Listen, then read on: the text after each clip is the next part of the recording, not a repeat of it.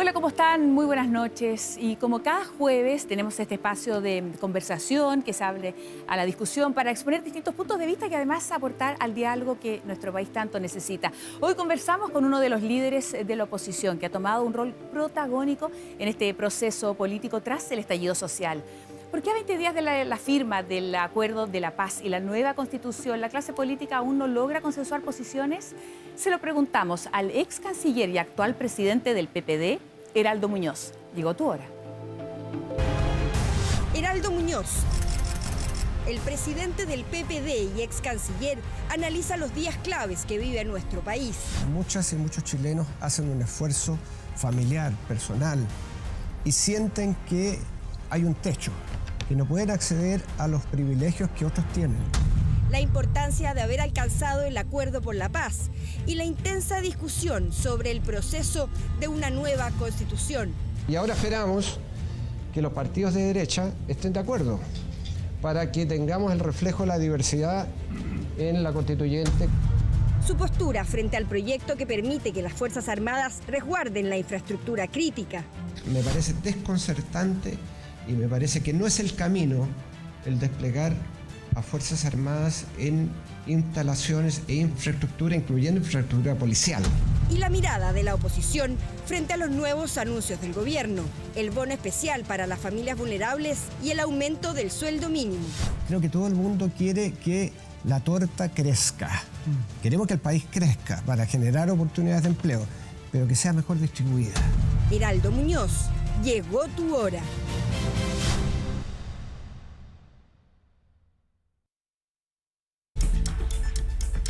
Ya estamos de vuelta en Llegó tu hora, estamos en vivo y en directo y estamos con Heraldo Muñoz que nos acompaña. Bienvenido, buenas noches. Muchas gracias. Gracias por acompañarnos. Y partimos con una pregunta que puede ser de las más contingentes, ¿no? A propósito de la ley antisaqueo que pasó esta etapa preliminar en la Cámara de Diputados, ¿qué le parece? ¿Qué piensa de una ley que hasta ahora además ha recibido críticas en el sentido de que estaría criminalizando la protesta en la calle o las manifestaciones en la calle?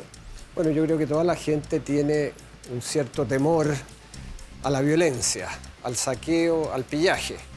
Y eso uno tiene que compartirlo porque ve especialmente a los pequeños y medianos empresarios que han sido afectados en su vida.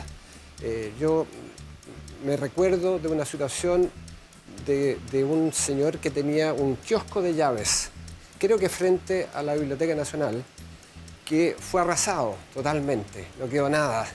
Y me recuerdo mucho de mi madre que en Estación Central tenía un kiosco, no era de ella, ella trabajaba en ese kiosco donde apenas cabía ella y forraba botones. Entonces me imagino el temor y el sentimiento de que se termina una vida con la violencia.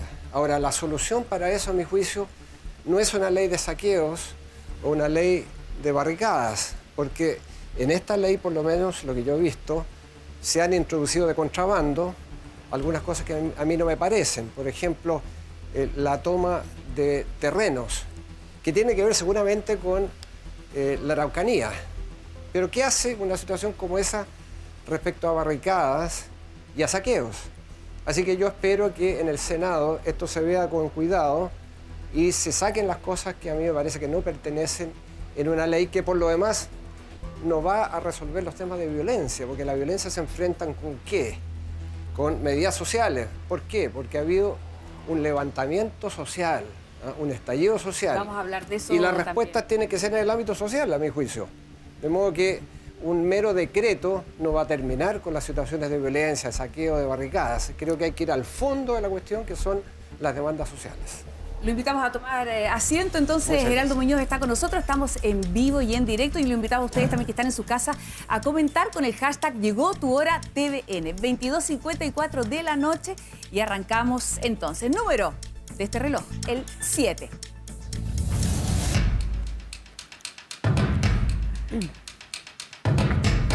Nos quedamos acá mismo y está Marcela Bacareza con nosotros. ¿Cómo estás, Marcela? Sí, muy bien. Bienvenida. Buenas noches. Muchas gracias. Buenas noches.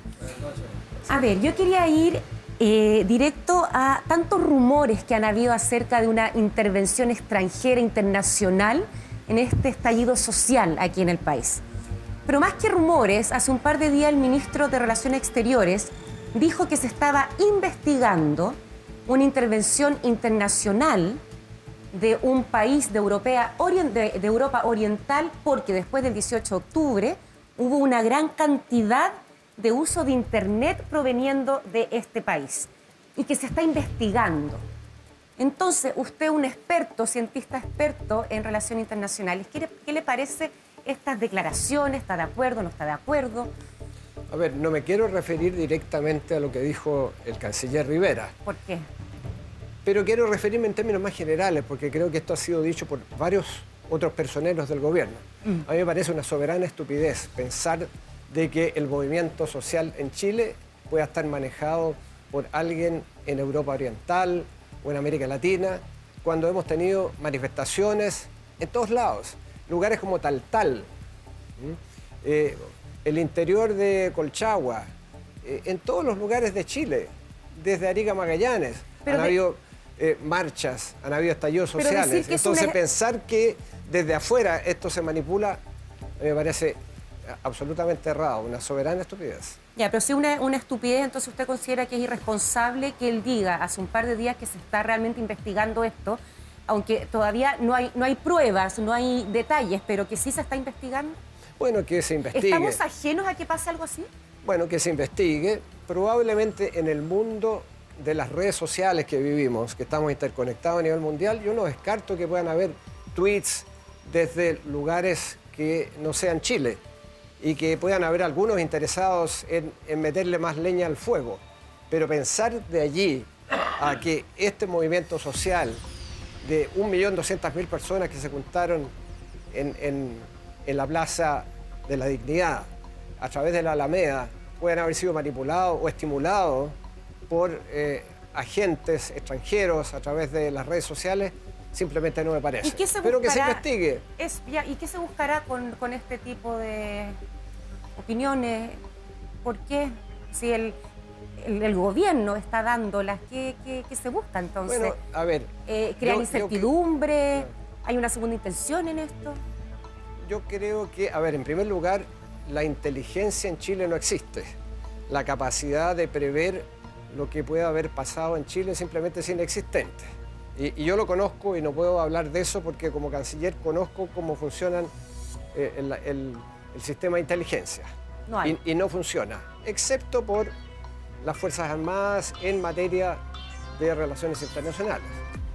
Pero no hay, de modo que a mí me parece que hacer estas elucubraciones no van a llegar a ningún lado y pueden tener motivaciones de distinto tipo. ¿Cuáles? Bueno, motivaciones políticas, de buscar un responsable cuando los responsables somos nosotros. Particularmente el gobierno de turno, pero también todos los que no hicimos las cosas que teníamos que hacer. Y por eso que la gente sale a protestar y no porque hayan agentes extranjeros. No me parece. Se cumple el tiempo ahí, gracias a ti, Marcela, también. Y yo aprovecho de preguntarle, Heraldo, por estas declaraciones del secretario norteamericano Mike Pompeo, en el sentido de que Washington va a ayudar a los gobiernos legítimos de América Latina para evitar que las protestas que se están desarrollando en distintos países se conviertan en sublevaciones. ¿Qué opina usted de ese ofrecimiento? ¿Es intervencionismo? Yo esperaría que Washington y el señor Pompeo estén lo más lejos de Chile posible, porque hay que recordar que este mismo señor vino a Chile a decirle al presidente de la República que viajaba a China a un viaje oficial, que no se reuniera con los ejecutivos de Huawei.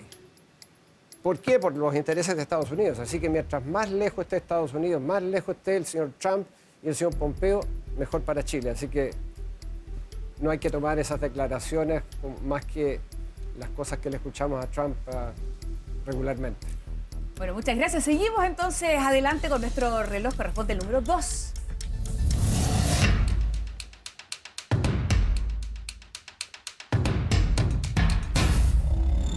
La luz se posa sobre Pablo Maquena. ¿Cómo estás, Pablo? Buenas noches. Bien, bienvenido. Heraldo, el gran poeta Vallejos, peruano, decía en su poema Los Heraldos Negros de la Muerte, hablaba del pan que en la puerta del horno se nos quema. Hay personajes de la política, incluso de derecha, pero a puertas cerradas, que lloran diciendo que todas las demandas sociales podían ser satisfechas. Todo lo que se está pidiendo en la calle hoy se podía entregar, pero eso hasta el día antes de las protestas. Porque después de los desmanes, de la fuga de capitales, de la destrucción de las pymes, ni siquiera lo mismo miserable que se estaba entregando se puede entregar. ¿Tú estás de acuerdo con el diagnóstico, tanto de lo primero, que existía, las lucas estaban ahí para darlo todo y que hoy ya es imposible? En primer lugar, yo creo que sí existían las lucas, ¿no? Y me parece que es perfectamente posible el hacer justicia social. Y depende de la voluntad política. Y creo que finalmente, gracias a las movilizaciones, gracias a los jóvenes, tenemos la posibilidad que eso ocurra. Pero eso requiere voluntad política, porque hasta ahora el gobierno de Piñera ha llegado siempre tarde y con muy poco. En términos sociales, hay un acuerdo que se hizo con el Congreso, que es una ley corta, que no aborda los temas estructurales que el país necesita. ¿Pero qué piensas tú? Y hay plata. ¿Por qué? Porque ya el ministro de Hacienda ha entregado un paquete en base al endeudamiento. Chile se puede endeudar porque tiene una deuda pública bastante baja.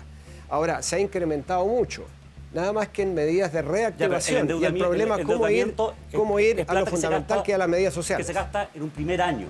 Hay quienes dicen que Chile, son analistas más de derecha, pero dicen que Chile retrocedió 27 años en su situación económica y que el pan se nos quemó en la puerta del horno, se podía, pero ya no, que ni siquiera se puede sostener lo que se está prometiendo, que no es ni cercano a todas las demandas.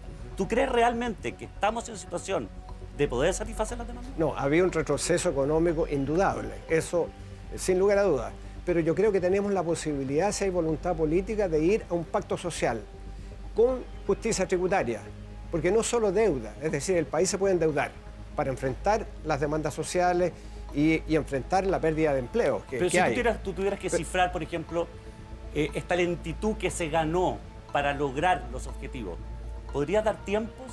Quizás perdimos 2 años en poder llegar a ese lugar que estaba ahí, a las puertas del horno. Posiblemente perdimos 2 años y hay que recuperarlos, pero el punto es, ¿vamos a llegar a un pacto social con justicia tributaria o no? ¿Vamos a tener que el 1% más rico del país pague lo que corresponda o no? ¿Vamos a terminar con las elusiones de impuestos? ¿Vamos a recaudar lo que necesitamos? Yo digo, 1 punto del PIB durante los próximos 5 años. Eso es posible. Y eso significaría 15.000 millones de dólares anuales. Si no 27 años, ¿cuántos años perdimos? No lo sé, pero hemos perdido terreno, sin duda. Muchas gracias, Pablo, por tu pregunta. Volvemos después con las preguntas cortas y breves dentro de un ratito. Seguimos avanzando, corresponde el número 10.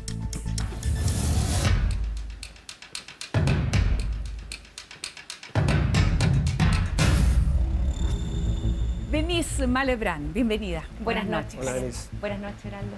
Bueno.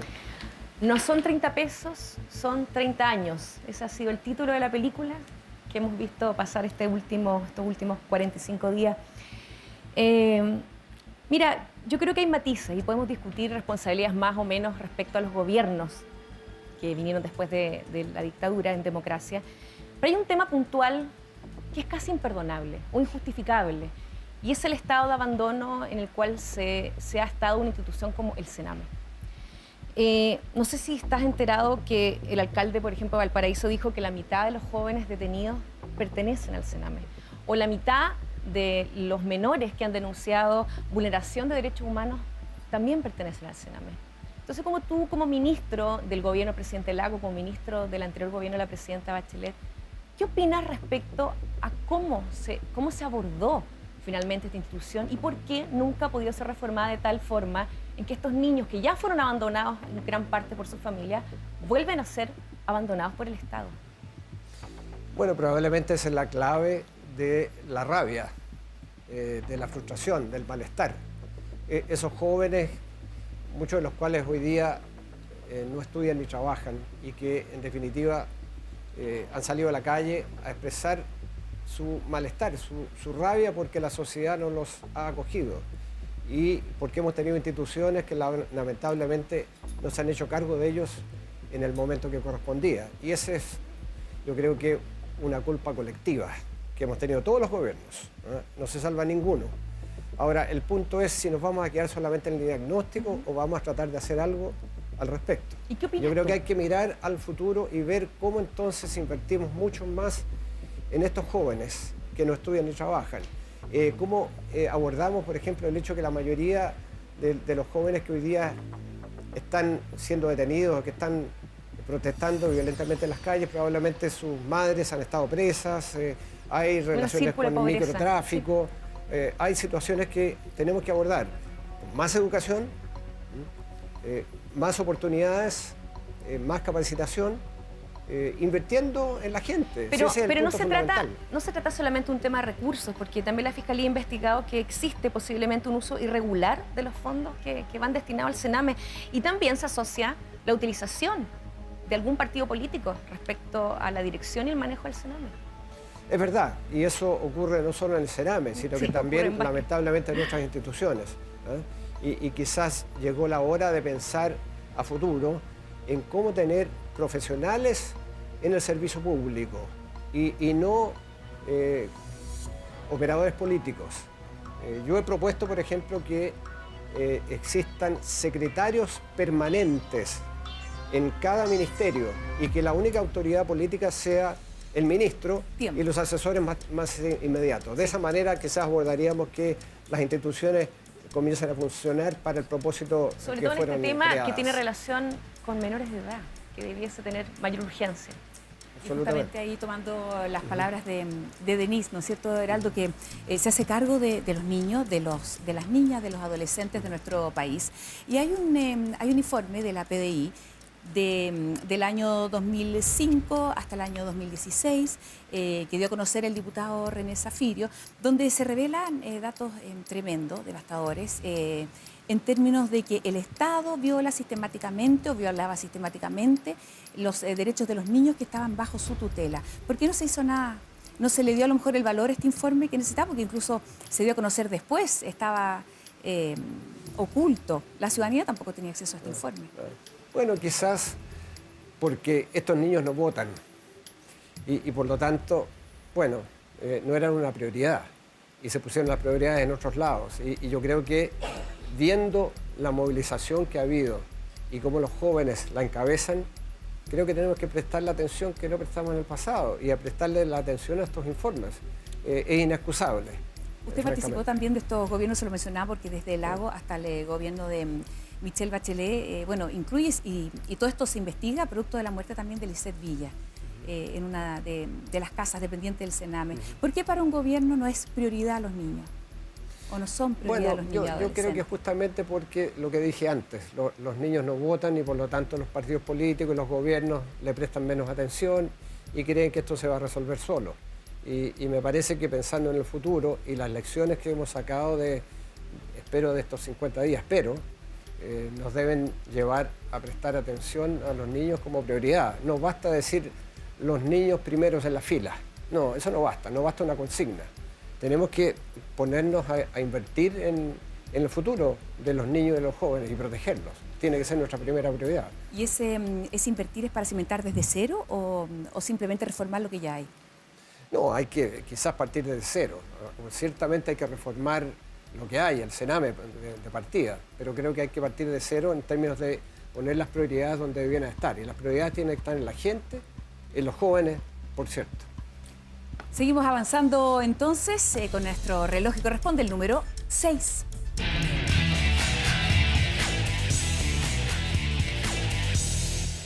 Heraldo, este número corresponde a nuestra sección Hazte Cargo, que tiene relación justamente con dichos que usted ha expresado y que nosotros queremos revisar. Ponga mucha atención, por favor, porque esto pasó el 15 de noviembre, cuando se firmó este histórico acuerdo por la paz entre los partidos. Y usted dijo lo siguiente: estuve en el Teatro Caupolicán para protestar con la ciudadanía frente al inminente fraude de la Constitución del 80. Y hasta la fecha ya pasaron 40 años para finalmente poder ver la posibilidad cierta de una nueva Constitución en democracia.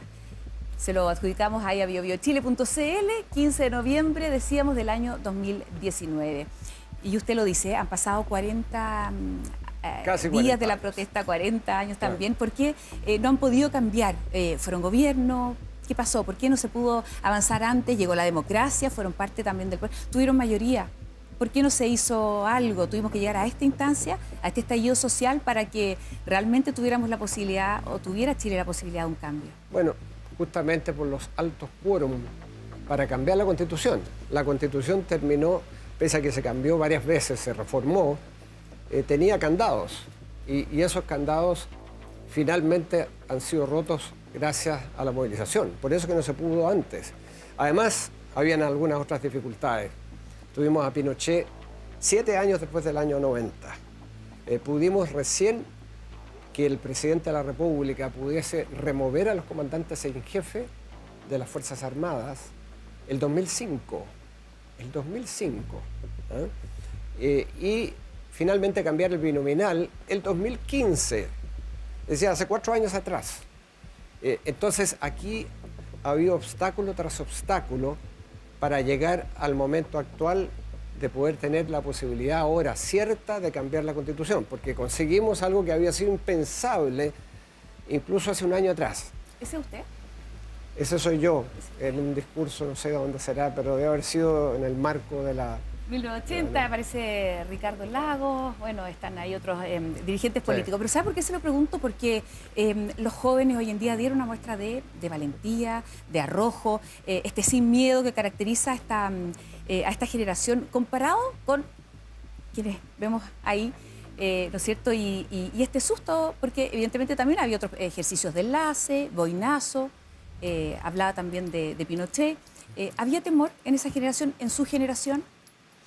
Había temor, sí, sin duda, porque habíamos vivido la dictadura, una de las más feroces de América Latina, con desaparecidos, con ejecutados, con exiliados, con torturados.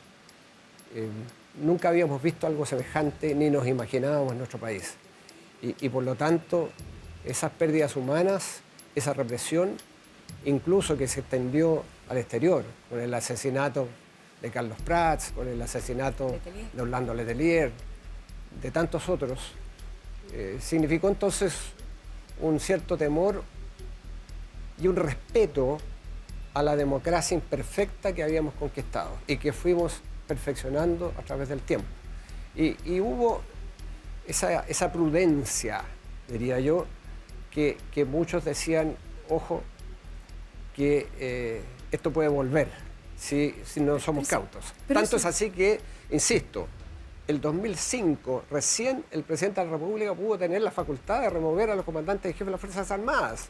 ¿Y qué pasó después del 2005? Porque estamos hablando, claro, ¿no es cierto? Bueno, después inmediatamente de la dictadura, muchas dificultades, pero cambios significativos. ¿Pero qué faltó después? Pero bueno, había un sistema binominal, habíamos tenido senadores designados antes y hubo cambios, pero los cambios no fueron suficientes como para enfrentar el desafío que estamos viendo hoy día, de igualdad, de término a los abusos, de término al maltrato. Pero algunos hablan incluso de maquillaje a la Constitución y que incluso este maquillaje habría avalado la misma Constitución. Bueno, no fue maquillaje, fueron algunas reformas bien significativas, porque gracias a eso terminó el binominal y sectores que no habrían podido llegar al Parlamento llegaron finalmente y se terminó con estos resguardos y candados que habían en la Constitución, pero al final quedaron los quórum.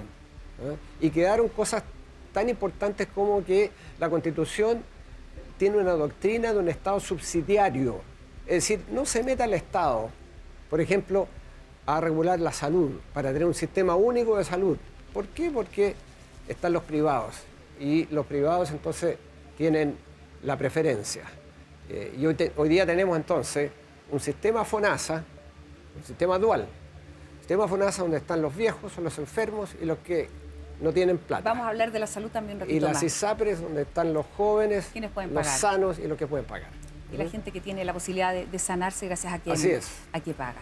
¿Hay algún mea culpa de la clase política, de quienes gobernaron y tuvieron mayoría en el Congreso? Yo creo que sí, y yo lo digo. Mire, yo no soy yo soy un político algo atípico, porque nunca he sido candidato a concejal o alcalde, ni a diputado, ni a senador. Y sin embargo, hoy día soy presidente de un partido. Y he estado siempre más bien en cargos de defensa de los intereses de Chile. Y orgulloso de haberlo estado. Pero de todas maneras, claro que hago un mea culpa, ¿ya? Pero han habido tantos mea culpas poco sinceros en estos tiempos que de repente uno más, no sé si la gente lo crea. ¿Cuál es el suyo? El mío es no haber insistido en algunos momentos dentro del gabinete respecto a cambios que yo pensaba que eran importantes. ¿Quiénes eran los más reticentes? Habían aquellos que, siempre los que guardan la billetera son los ¿Hacienda? más reticentes. Sí, claro, por cierto. Entonces cuando uno decía, bueno, yo creo presidenta, en el caso de los 4 años en que fui canciller de la República, yo emitía alguna opinión, pero siempre habían obstáculos porque siempre había que mantener los equilibrios y yo estoy de acuerdo con eso, pero podíamos haber hecho mucho más. Y Hacienda hacía su pega, de resguardar la billetera, pero quizás resguardándola demasiado y no enfrentando los desafíos que nosotros sabíamos que estaban. ¿Cuál era el cambio? ¿Cuál era ese desafío, el mayor desafío que usted buscaba? Igualdad, sin duda. Y eso lo conozco muy bien, porque yo vengo de un barrio, Estación Central, donde nací y crecí. Entonces yo conozco, a mí no me cuentan cuentos. Y sé muy bien lo que es, de repente, no tener el almuerzo y no llegar a fin de mes. Entonces, son esa gente la que está protestando y yo me siento muy identificado con ella. ¿Y usted siente, Heraldo, que no pudo reflejar esa realidad, eso que le tocó vivir en La Moneda, al momento de hablar a lo mejor con un ministro de Hacienda que no parecía en ese momento tan conectado a lo mejor con lo que pasaba en la realidad, o con otros ministros, por no mencionar a uno solo, ¿no es cierto?, que a lo mejor no entendían uno tiene eso? que tener una responsabilidad colectiva y estas cosas uno no se salva solo. Es decir, mire, yo pensé y yo dije, no, uno es parte de un equipo y se tiene que hacer cargo de lo que pasaba en ese equipo y lo que hacía el presidente de la República o la presidenta de la República. Y en esos momentos creo que no había la osadía para llegar más allá. Tanto es así que, te voy a decir una cosa, acaba de salir un artículo en una revista bien importante, The Economist, y dice, el título, es una revista más bien conservadora, y dice, probablemente Michelle Bachelet tenía la razón, porque trató de que el país pasara reformas en favor de la igualdad. Y no pudimos por distintas razones, entre otras porque la Constitución, el Tribunal Constitucional no lo permitía y la oposición de la época, que hoy día es gobierno, a cada rato cuando tratábamos de implementar cambios profundos, ponía todas las vallas existentes en la Constitución. Cuando se trató de implementar una ley de defensa de los consumidores, terminó el Tribunal Constitucional y nunca más supimos de la defensa de los consumidores. Heraldo, quiero quedarme con una de las frases que usted dijo, vengo de Estación Central y sé lo que no es tener que almorzar. ¿A usted se le olvidó en algún momento eso cuando llegó al poder? Nunca. Nunca lo he olvidado. Muchas gracias. Seguimos avanzando. Estamos en vivo y en directo. Son las 11 horas ya y seguimos con el número 11.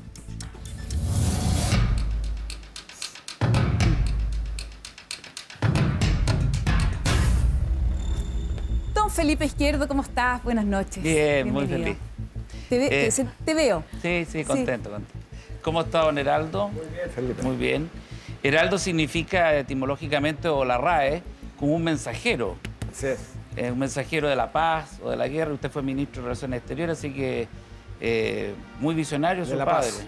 Sí. Quería preguntarle a propósito de mensajes. Ayer se reunieron todos los presidentes de los partidos políticos para llegar a un acuerdo de cómo iba a ser la mecánica para esta reforma constitucional, para poder acceder a los independientes, el tema de la paridad de género, incluso de las minorías originarias, o sea, indígenas. Pueblo originario. Quiero preguntarle, ¿por qué no llegaron a un acuerdo? ¿Cuál es la piedra de tope? ¿Cuál es la piedra de tope? ¿Por qué no llegaron a un acuerdo? Bueno, esto es noticia en desarrollo, como dicen los periodistas.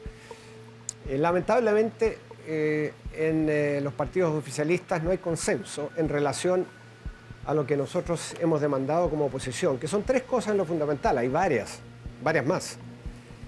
La primera es la presencia de los pueblos originarios o los pueblos indígenas, con escaños reservados en el proceso constituyente. La segunda es paridad de género, Sí. particularmente después de de lo que hemos visto, la movilización de las mujeres y de las tesis que han sido realmente sorprendentes en un sentido positivo. Y finalmente, que los independientes puedan competir de la misma manera que los partidos. Lamentablemente, no hay unidad en los partidos oficialistas y la respuesta ha sido negativa.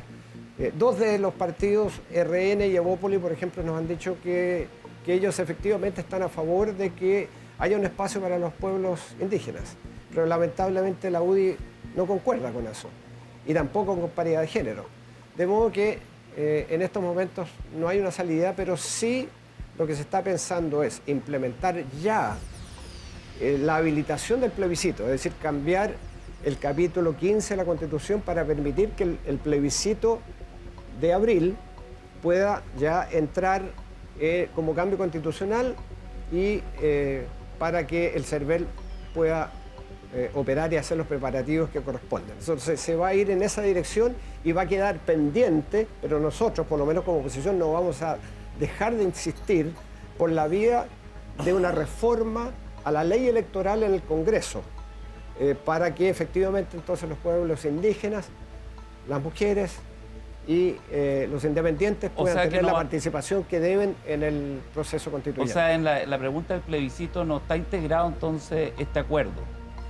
Hoy día no lo está. Ya. Solamente la implementación del cambio constitucional para habilitar el plebiscito, cosa que es fundamental, porque sin eso no tenemos plebiscito y no tenemos la oportunidad de votar apruebo por una nueva constitución y de 100% elegidos, que es el equivalente a una asamblea constituyente, y eso es sumamente importante. ¿Y es un proceso de equidad imponer esto, cuando la Constitución dice que todos somos iguales? De imponer escaños, imponer... Bueno, pero los pueblos indígenas han estado excluidos desde siempre. ¿Y por qué no a alguien le parece raro o no le parece adecuado que los pueblos indígenas tengan ciertos escaños? Estamos hablando del 10% apenas. Pero entonces son los pueblos indígenas la piedra de tope, no el tema de la paridad. Son los pueblos indígenas, la paridad también. ¿Y qué el único acuerdo que hay con los partidos oficialistas es respecto a independientes. Ya.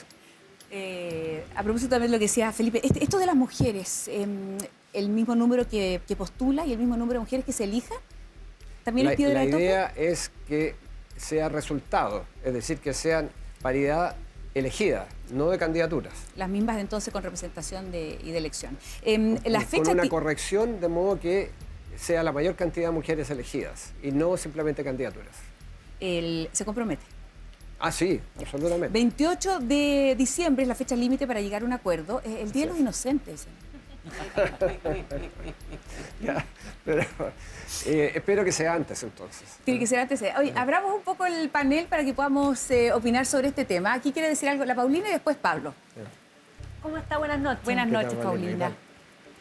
Huele a racismo la dificultad de ponerse de acuerdo, ¿no le parece? No sé qué razón tendrán quienes se oponen. No quisiera Pero usted ha estado en suponer. la conversación, ha visto la cocina, la discusión, porque en nuestro Parlamento hubo representantes de los pueblos indígenas tiempo atrás y connotados representantes. Sí. ¿Hay un temor a sentarse con el distinto?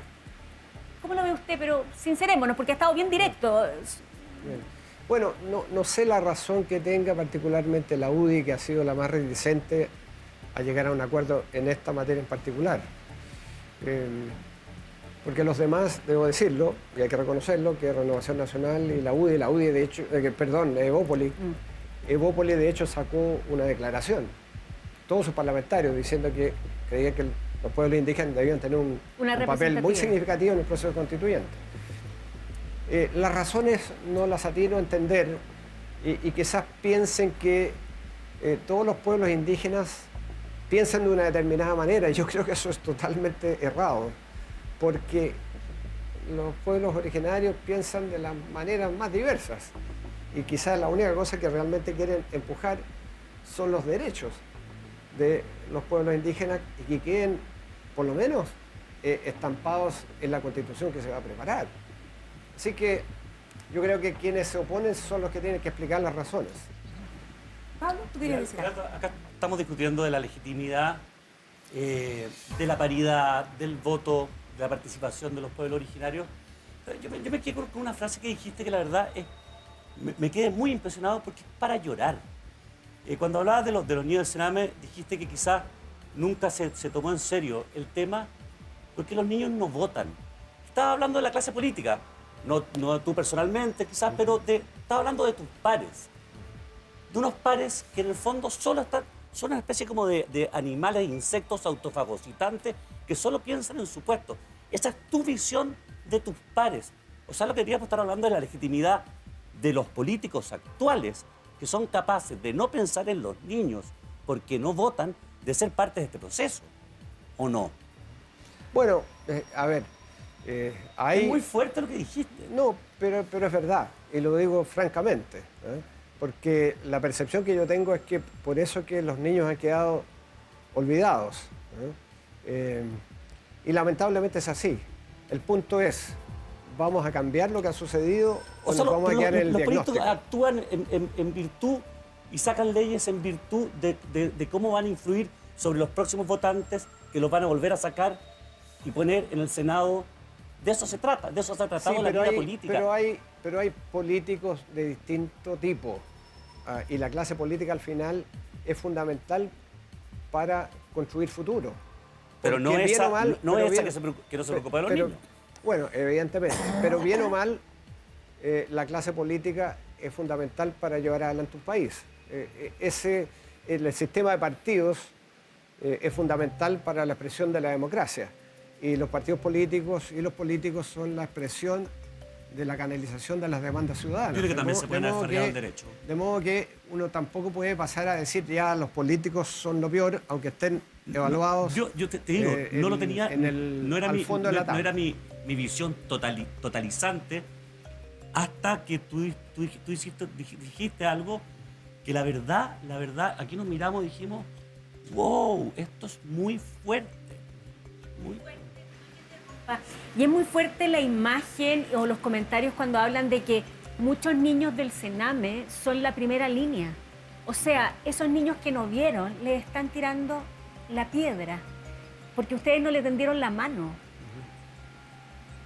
Es verdad. Sin estigmatizar claramente a los niños del Sename, pero quiero hacer una imagen. Esos niños les están diciendo, no me viste, todo este tiempo no me viste, ¿por qué no votaba?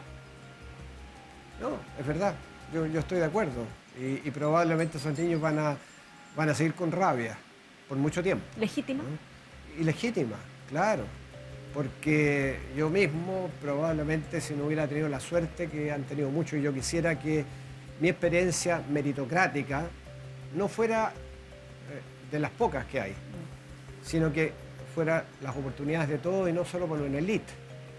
Pero quizás si no hubiera tenido esa oportunidad de llegar de Estación Central a ser canciller de la República, quizás ¿dónde yo estaría? Probablemente estaría tirando piedras también. Y yo creo que el no darse cuenta del desafío que tenemos a futuro es lo preocupante, porque hasta ahora yo lo que veo al gobierno es simplemente parchando, ¿no? Reajuste, vamos a colocar reactivación. ¿Y dónde está el pacto social profundo con justicia tributaria para justamente atacar que no hayan más niños del Sename que en el futuro, en vez de estar en una escuela con oportunidades, estén en la calle lanzando piedras?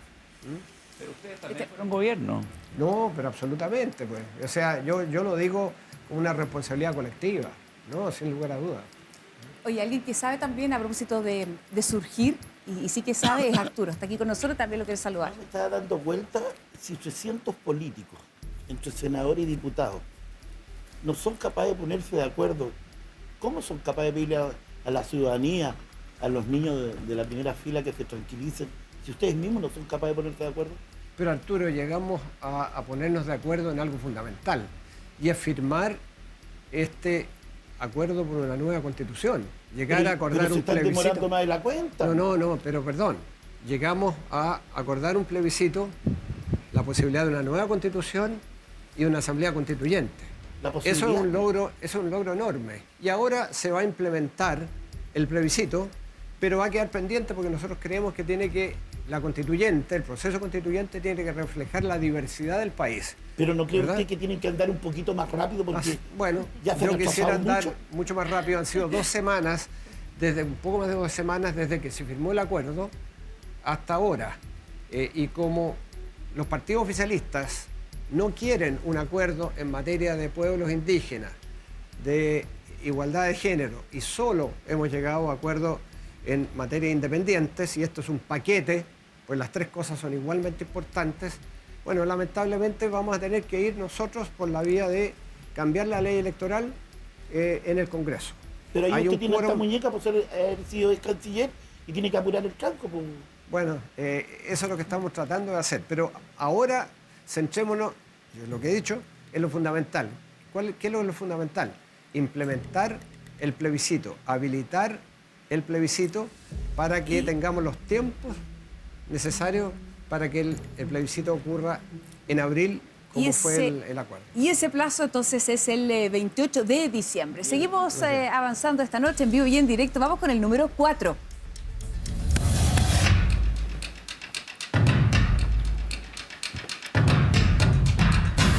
...23:31 en vivo y en directo. Paulina Allende Salazar, tu pregunta. Ahora sí, Heraldo. Sin traje de canciller se le ve mucho más directo, con aires como presidenciales, ¿ah? Con más adjetivos. Ha dicho una cantidad de cosas aquí. Canciller tiene en los hombros los intereses de Chile y hay que ser más prudente. Sí, se nota porque habló de estupideces, de que no hay inteligencia, Washington lejos, o sea, se viene con ganas. Bueno, es que ya no soy canciller, entonces tengo libertades que no tenía antes. Hablemos con ganas entonces. ¿No le parece que de alguna manera no se está entendiendo nada? Que nuevamente hay un tufillo de querer pasar gato por liebre a la ciudadanía cuando hoy día que los congresistas tienen su prestigio bajo, ¿no? En el suelo, dicen mucho, y se está discutiendo el límite de la reelección de diputados y de senadores, Heraldo. Y sin embargo, no están considerando los periodos ya ejercidos, que el PPD, su partido hoy día, no exija la retroactividad total. ¿No le parece que aquí hay un apego al poder excesivo? Esto significa que los senadores de su partido, estoy hablando de Ricardo Lagos Weber, estoy hablando de Guido Girardi, de Jaime Quintana, podrían llegar a estar 24 años en el Congreso. ¿No le parece un abuso? Es mucho tiempo. Es más que eso, ¿no? Claro, pero también hay experiencia que creo que es significativa y uno tiene que balancear las dos cosas. La posibilidad que esto no sea perpetuo. En Estados Unidos hay o sea, los senadores vitalicios ya se acabaron. Bueno, exactamente, se acabaron los vitalicios. Pero, por ejemplo, en otros países la posibilidad de reelección es indefinida y hay personas, digamos, que llegaron a los 30 años y todavía están en los 90 y siguen en el Parlamento. Entonces, yo creo que la decisión que se ha tomado de partir con límites a la reelección es importante. Pero ¿no le parece que es poquito? A ver, sigamos con su partido porque es fácil culpar al resto, pero en su partido usted tiene al mismo... Tiene a la Cristina Girardi, PPD, con 3 periodos ya. Tiene a Tucapel Jiménez con 4. Tiene a Rodrigo González, que lleva 5 periodos y podrían estar 8 años más. Los 3 que usted ha mencionado no van a la reelección. Terminan ahora. ¿Lo asegura? No, terminan ahora. No ya llevan harto rato. Bueno, está bien, pero no van a la reelección. Tucapel Jiménez me lo ha dicho directamente, también Rodrigo González. ¿Lo firma acá? Entiendo que Cristina. ¿Cómo? Ellos no van. Usted lo firma hoy día aquí. No van, es lo que me han dicho. Y les puedo asegurar que Tucapel Jiménez me lo ha dicho y lo traté de convencer porque creo que es un gran diputado. No, si no estamos hablando de personas individualmente, pero sí de gente que ha hecho su carrera, su vida en el Congreso. Sí. Los tres no van. Usted dice que por eso no creo. Los 3 no van a la reelección, es el entendimiento que yo tengo. Pero el PPD se las va a jugar porque eso cambie en las próximas discusiones. Bueno, voy a conversar con los parlamentarios. Muchas gracias. Mire, redondito, se cumple el tiempo. Gracias, Paulina. Muchas gracias también, Heraldo. Vamos rápidamente con el siguiente número de nuestro reloj, número 8.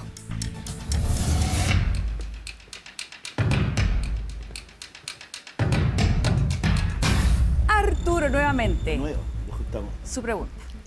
Don Heraldo, ¿sabe? Ahí en La Vega llegan normalmente el día jueves, miércoles llegan las personas mayores a comprar las cositas.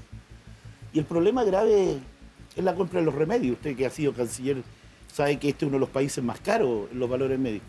Según la marca hay una diferencia de 20, 30 mil pesos, incluso 10 veces el valor de un remedio.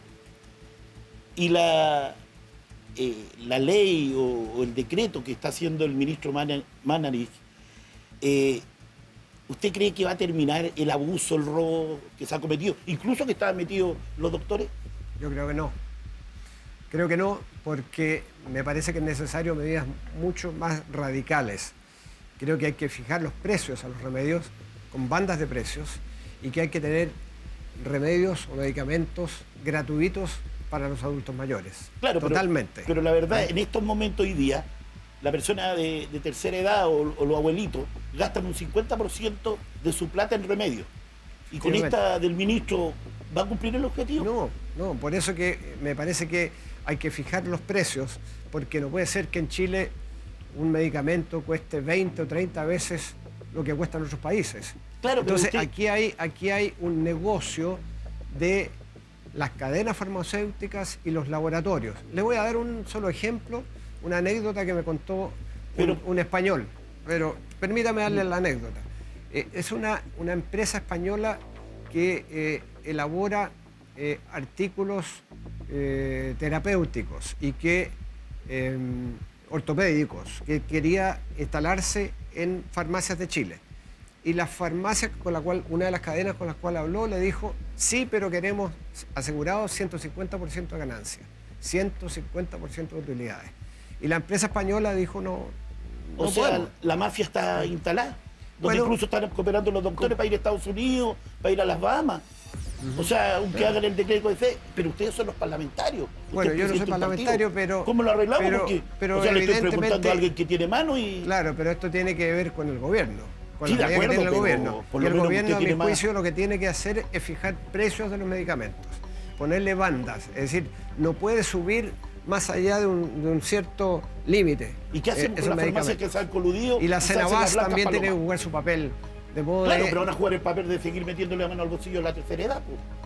Bueno, efectivamente, yo estoy de acuerdo que eso es inaceptable y la única manera es como yo le digo, primero que los medicamentos sean gratuitos para los adultos mayores, una lista de los medicamentos que más pero utilizan. eso se tiene que demorar tanto, fijación de precios. Pero se tiene que demorar tanto porque los abuelitos reciben la plata y ya tienen gastado el 60%. Tiene que ser a la brevedad, Arturo. ¿Pero sin cuánto? duda. No Antes sé. del 28 de diciembre O sea, debía ser. Ojalá de aquí a las próximas semanas. Esa sería por lo menos mi opinión y lo he estado presionando desde hace. ¿Y usted va a varias seguir presionando a los colegas, porque se juntan? Hay que presionar al gobierno. El gobierno tiene que decidir sobre esta materia. Y eso es lo que hemos dicho. Y ya hay algunas leyes que han mejorado la situación, particularmente en la relación de Cenabás con las farmacias independientes. Claro, y la posibilidad de comprar medicamentos directamente pero al mire, exterior. es que para ir a comprar remedios se tiene la tarjeta mágica, que es en deuda. Y en las farmacias chicas no tienen la tarjeta. Entonces, por todos lados la agarran. ¿Cuándo? Por eso, cuando los viejitos agarran el billete y después lo pierden al tiro, se le meten la mano al bolsillo. Yo estoy de acuerdo, así es. Por eso que hay que fijar los precios de los medicamentos, a mi juicio. Pero que sea esa es la clave. Porque los abuelitos están esperando. Complementando lo que decía Arturo ahí también a propósito de los abuelitos, ¿no es cierto?, las personas de tercera edad que van a tener la posibilidad, a lo mejor, entre las propuestas que hay hoy en día, de encargar un medicamento al extranjero, pero eso se hace, ¿no es cierto?, primero una solicitud al ISP, si lo autoriza en 48 horas, y después se hace por internet. O sea, no me imagino no sé, a mi mamá haciendo un encargo de un medicamento que a lo mejor necesita, que está mucho más barato en el extranjero y que no quiere comprar en Chile. Es muy difícil. Sí, claro. Por eso que creo que es mucho más directo el fijar precios de los medicamentos. O sea, llegó la hora porque el medicamento no es un bien de consumo como una Coca-Cola. Es fundamental para la vida de las personas y por lo tanto es un mercado no regulado que tiene que ser regulado. Me parece que es absolutamente fundamental porque, claro, si fuera Coca-Cola que sea cualquier precio, pero remedios no. Y por eso que me parece que la única manera es ir directamente a la fijación de precios y colocar bandas. Y eso ha ocurrido en países desarrollados. En España hay bandas de precios para los remedios, ¿por qué no en Chile? ¿Pero hay voluntad real de los políticos de Yo creo que sí, yo creo que hoy día sí, es la percepción que yo tengo. Porque estoy hablando desde la oposición, mojados, es de la oposición por lo menos es lo que yo percibo. No, pero es que lo digo responsablemente porque ¿verdad? O sea, si usted viera a la profesora que anda sacando monita de 10 pesos para comprar el kilo de papa. Claro. ¿Por qué? Porque no puede comprar remedios, ¿se da cuenta? Claro, y bueno, y había colusión de las farmacias, recordemos. No fue hace tanto tiempo que hubo colusión de las farmacias. ¿Y qué pasó con los que se coludieron? ¿Llegaron a la cárcel? Ni uno, pues. Los Ninguno. doctores tampoco están coludidos y los doctores dan los remedios. Y Oye, por eso no digo, teníamos pensado abrir esto, pero la Denise me levanta ahí la mano para no. decir algo de... Respecto a lo que Dale. decía Arturo, además, cómo pusieron el grito en el cielo cuando se abrieron las farmacias populares, donde sentían que había una competencia desleal. Y claro, enlazado con lo que usted decía, que Pero después el efectivamente- alcalde de Las Condes terminó Exacto. copiando la iniciativa O sea, Recoleta. Hay Y varios voluntad, otros más. pero hay voluntad cuando se dan cuenta que la gente apoya a los alcaldes que han abierto esta posibilidad para poder entregar medicamentos a precios razonables a la Yo creo ciudadanía. que sí, yo creo que los ha premiado Sí, a esos alcaldes justamente porque han ido a una demanda muy sentida. ahí de la les dejó de ciudadanía. parecer malo. Bien, seguimos avanzando en esta noche, estamos en vivo y en directo y corresponde el turno del número 5.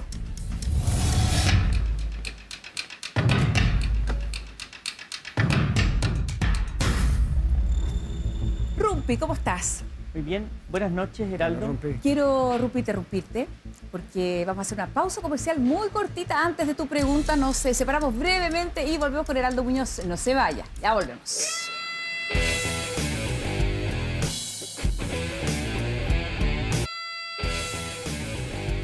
Ya estamos de 7 con el hashtag Llegó tu hora TVN y nos quedamos con el Rumpi, su pregunta para Heraldo Muñoz.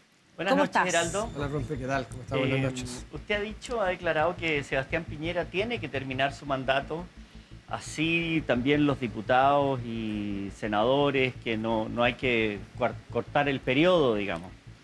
Pero ¿cómo termina un gobierno? ¿Cómo se gobierna con un menos de un 10% según la última encuesta de la CADEM y un más del 80% de desaprobación? ¿Cómo se gobierna con tan poco empuje, digamos? Bueno, a ver, a mí no me interesa mucho la suerte personal del presidente, sino que me interesa las instituciones democráticas.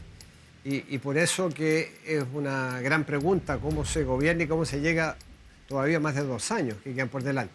Creo que la única manera es enfrentando realmente la profundidad de la crisis social que vivimos, ¿no? Ya, Y si justamente- él no aborda, a mi juicio, si él no aborda un pacto social amplio que signifique medidas importantes en materia de pensiones, de salud y de salarios, Es que, francamente no veo cómo él pueda lidiar con el país si no aborda estos la temas pregunta que yo le fundamentales. quiero hacer, la solución a esto es como un gabinete de la unidad y que se venga como con personajes de la oposición. Se ha nombrado como hay que hacer un gabinete de unidad, o es el presidente en este sistema tan presidencialista que tenemos, es el presidente el que tiene la solución, o también ahora son los legisladores que se pusieron a trabajar como no han trabajado nunca y han legislado de manera rápida, asertiva o no, pero como que uno nota que están trabajando. ¿Dónde está la solución, digamos? Bueno, yo no lo veo en un gabinete de unidad. No, el presidente tiene que asumir su responsabilidad. Y es Él tiene la responsabilidad y su gabinete que lo acompaña. y es Chile Vamos, ¿Ah? digamos, el que tiene que... Bueno, es Chile Vamos y también, de alguna manera, la oposición para ponernos de acuerdo en los grandes temas de país. Y en eso nosotros estamos disponibles. Por eso que hemos insistido, hemos dicho, Presidente de la República, por favor, responda a la necesidad de un pacto social de reformas estructurales que cambien las reglas del juego, que signifique financiar gastos que tienen que ser permanentes con ingresos permanentes. Y hasta ahora no ha escuchado. Lo único que hay un paquete de reactivación y de empleo, que está bien, pero que ha significado que se ha incrementado la deuda pública y por lo tanto los márgenes que teníamos para endeudarnos y atacar el tema de las pensiones, de la salud pública y de los salarios, entre otras cosas, no va a estar esa posibilidad. De modo que el presidente creo que tiene las prioridades cerradas y tiene que finalmente darse cuenta que la protesta social, la única respuesta a eso puede ser respuesta social. Y hasta ahora no lo veo. Tiempo. ¿Cree que el presidente tiene la capacidad? ¿Cree usted que Sebastián Piñera tiene la capacidad? Bueno, por algo fue elegido No como democráticamente. presidente, ¿cree usted que Sebastián Piñera tiene la capacidad de salir de esta crisis? Yo espero que sí, si es que él escucha. Pero si no escucha, y hasta ahora, lamentablemente, ha llegado tarde a todo y con muy poco puesto sobre la mesa.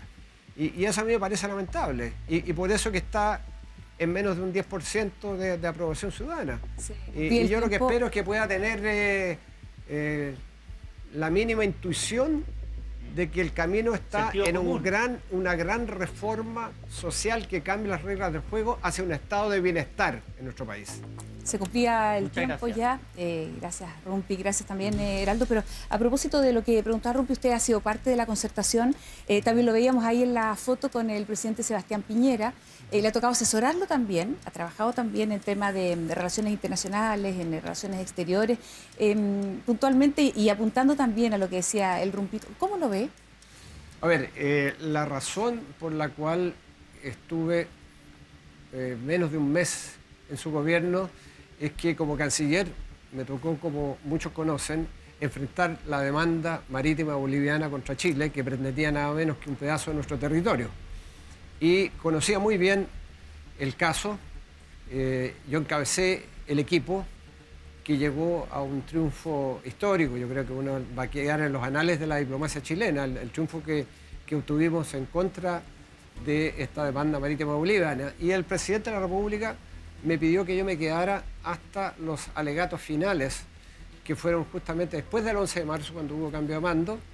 Y, por cierto, hablé con la presidenta de la República en ese momento. Yo era canciller de la presidenta Bachelet, y ella me dijo, por cierto, tú tienes que quedarte. Y me quedé entonces hasta los alegatos orales, hasta terminar el caso en La Haya.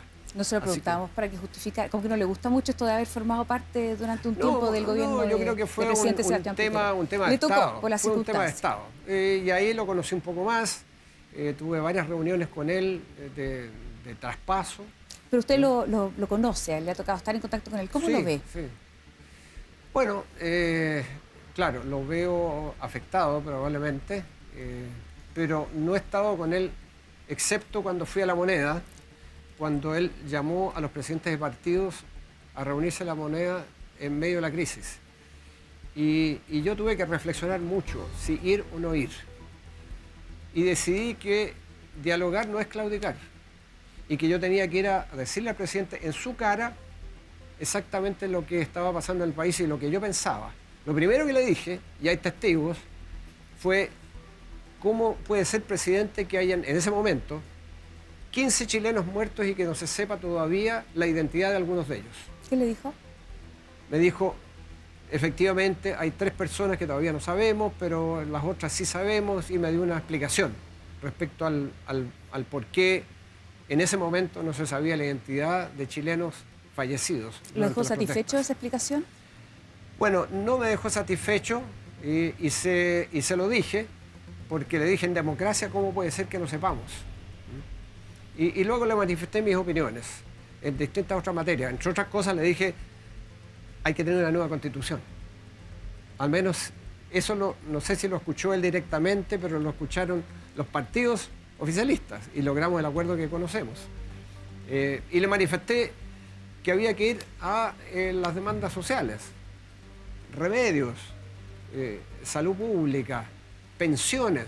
¿Cómo puede ser que las pensiones en Chile sean las pensiones indignas que se tengan hoy día? Justo. Vamos a seguir avanzando entonces. Muy bien, estamos ya con el número 1.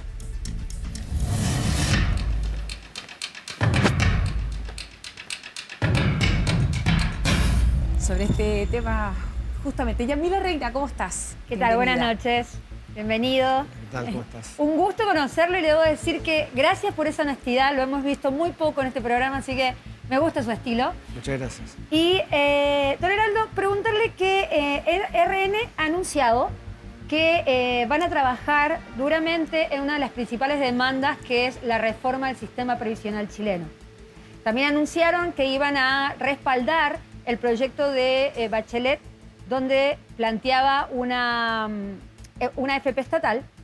Y quería preguntarle, ¿qué opina usted de esta iniciativa, que en ese minuto fue impulsada por Bachelet, muy criticada en su momento, pero ahora parece ser la solución nada menos que de la derecha. ¿Qué opina usted de esto? A ver, yo creo que vamos por buen camino y quizás nos podamos entender.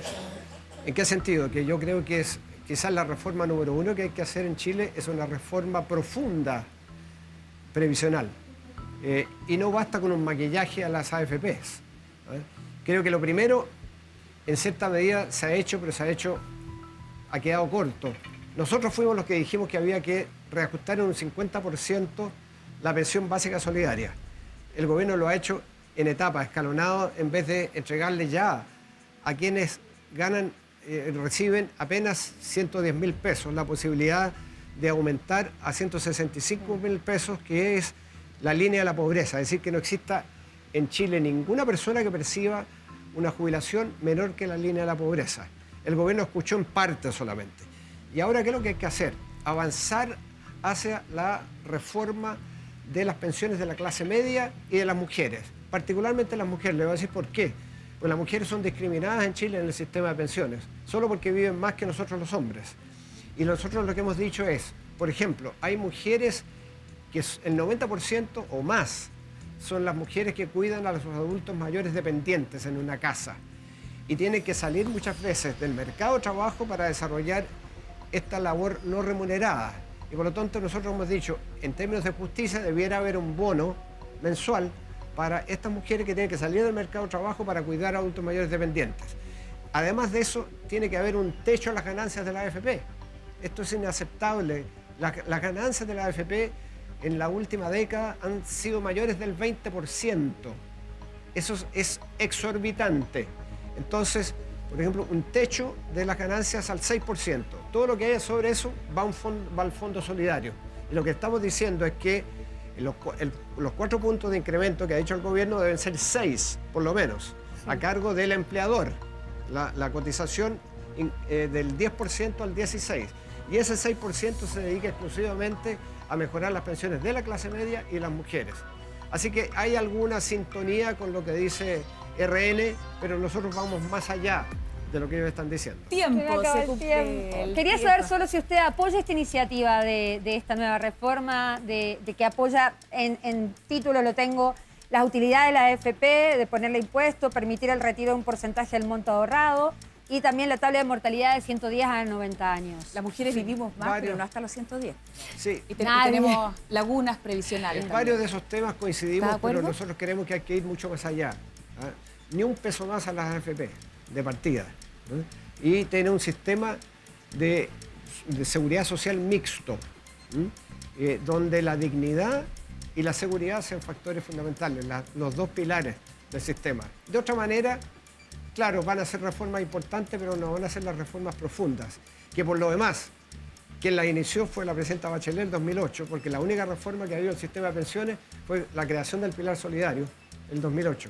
De otra manera, mujeres dueñas de casa, personas que no recibían ninguna jubilación, no tendrían el mínimo que ahora va a ser por no menos de la línea de la pobreza. Pero Heraldo, Yamila le preguntó justamente, establecer impuestos a las utilidades de la AFP. ¿Está de acuerdo? Es lo mismo que yo he dicho. Eso es lo primero.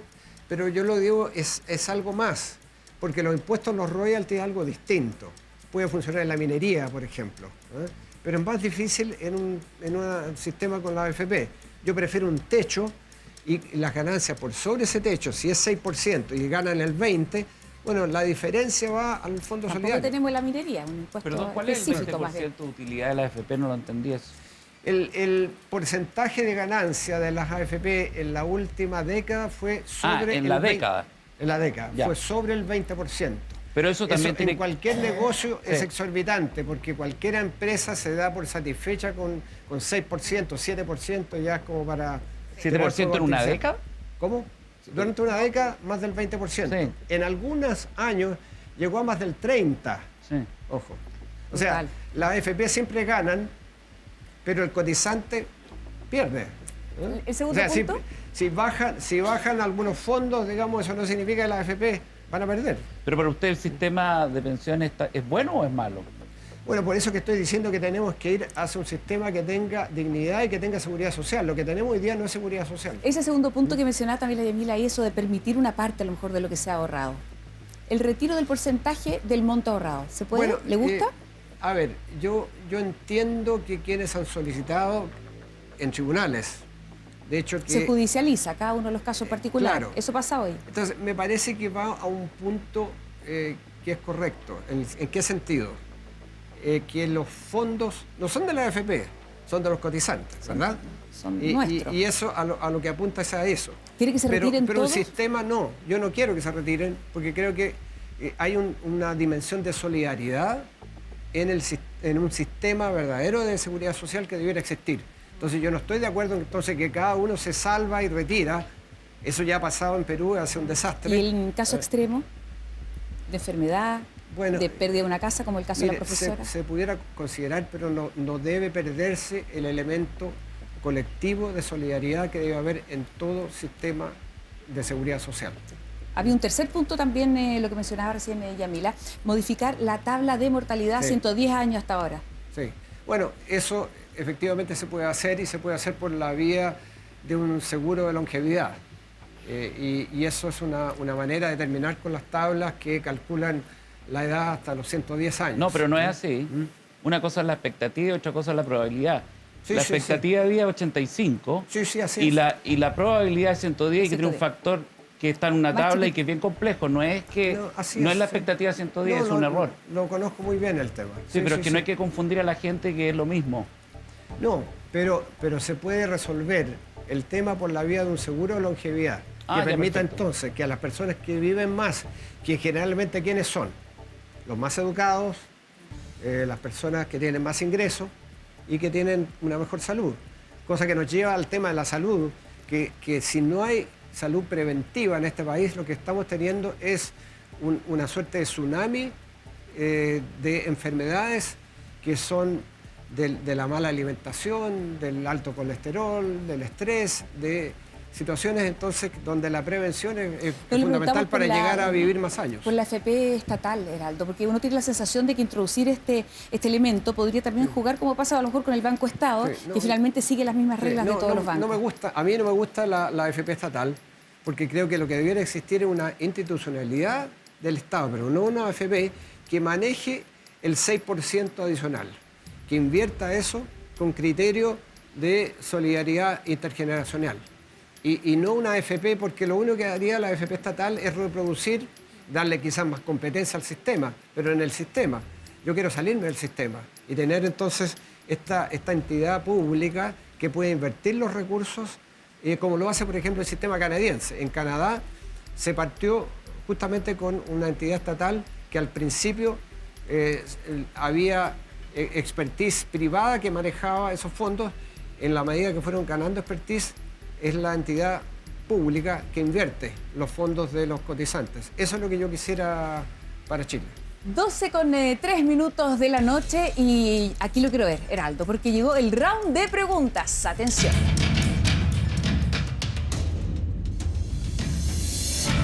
El primero, aquí preguntas cortas, respuestas cortas también y le toca a Arturo. Yo soy el primero. Usted el primero, sí. Alguna vez tenía que ser el primero. Siempre. Cortito. El presidente Piñera ofreció un bono. ¿Se termina la crisis, sí o no? No, por favor, además un bono con letra chica, porque se dijo 100.000 pesos promedio y resulta que es 50.000 pesos, digamos. Así es que es una sola carga. No se termina la crisis. No. Pregunta corta de la Denise. Usted mencionó las tesis hace un ratito. El viernes pasado rompieron en el mundo entero con un violador en tu camino. Me imagino que escuchó lo que decía. Sí, absolutamente. ¿Sí o no, Heraldo? ¿El Estado opresor es un macho violador? Yo creo que sí. Y yo creo que en las primeras estrofas está dicho, porque no es culpa de las mujeres donde estaba o de lo que vestía. No, es culpa del violador. Y de alguna manera el Estado ha discriminado a las mujeres. Y bueno, llegó la hora de cambiar hace tiempo. Y las mujeres yo creo que nos están dando el ejemplo con una protesta además masiva y pacífica, que a mí me emociona mucho lo que han hecho las mujeres, que ha llegado a nivel internacional, se está imitando en distintos lugares del mundo. Esos son los ejemplos interesantes que Chile debiera proyectar. Seguimos. Felipe. Usted es el gestor principal del Tratado de Transpacífico, el TPP. La pregunta es, ¿usted considera que Chile pierde soberanía cuando deben dirimir los tribunales internacionales un conflicto de interés entre el Estado de Chile y empresas transnacionales? ¿Sí o no? No, porque Chile tiene tratados internacionales donde se protege la soberanía, múltiples tratados internacionales, pero hoy día el TPP no es la prioridad. La No, prioridad pero es estoy preguntando por el cambio social. TPP porque está en juego la soberanía nacional en esos conflictos de interés. No está en juego la soberanía nacional cuando uno ¿Y firma defiende tratados todavía internacionales. el TPP? ¿Cómo? ¿Lo defiende todavía el tratado? Yo creo que es un tema absolutamente opinable. ¿Cuántas páginas tiene el TPP? No he cambiado de opinión. Tiene como 400 y tantas páginas. A mí me dijeron 6.000. No, puede ser con los anexos, sí, Ya. con los anexos, claro. Vamos a seguir entonces, Yamila. Don Heraldo, usted colaboró a convocar una cena en un yate en Nueva York hace unos años para aportar a la campaña Bachelet, donde se cuestionó si realmente había donaciones de extranjeros, cosa que todos sabemos que es ilegal. Ahora la pregunta es, ¿usted se arrepiente de haber participado en esa actividad? No, ¿Sí de o no? ninguna manera. Ese es un derecho ciudadano y estuve con otros chilenos que quisieron apoyar y aportar, como es el derecho de todo chileno de participar en una campaña, en este caso presidencial, independientemente del lugar de residencia. Y por eso que los chilenos del exterior pueden votar. Así que de ninguna manera. Eran todos chilenos, dice usted. Todos los que aportaron fueron chilenos, sí. Gracias, absolutamente. Yamila. Pablo Maquena, tu pregunta. Heraldo, las pymes han sufrido mucho destrucción, pérdida de empleo, pérdida de ventas. Tu familia hace muchos años tiene relación con una pyme muy bonita, un restaurante popular donde se come probablemente la mejor lengua de Santiago, que es el hoyo. Sí. ¿Están las pymes hasta el hoyo? Yo creo que están llegando muy cerca, ¿eh? Lamentablemente porque las más afectadas han sido las pymes. No solo por la destrucción, sino que por la cancelación de eventos, de turismo. Me cuentan que en términos de las reservas de lugares que en la temporada alta es imposible hacer reservas, hoy día están con 80% de cancelación. ¿Está el hoyo hasta el hoyo? ¿Cómo? ¿Está el hoyo hasta el hoyo?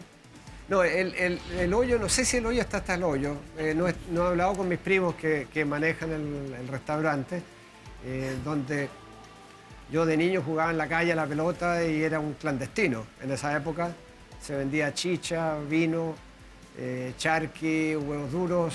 Ahora es bastante más sofisticado con hay que comida invitar a todo chilena. el mundo ahí, que la verdad Claro. que es muy bueno. Así que, pero no sé si esté hasta el hoyo porque no he ido últimamente, así que tengo que averiguar. Gracias, Pablo. Toca la pregunta de Paulina de Allende Salazar. ¿Qué va a preguntar? ¿Qué pregunta tendrá? Pero hacemos una pausa muy cortita, brevemente, la última ya de la noche, y ya volvemos con Heraldo Muñoz. No se vaya.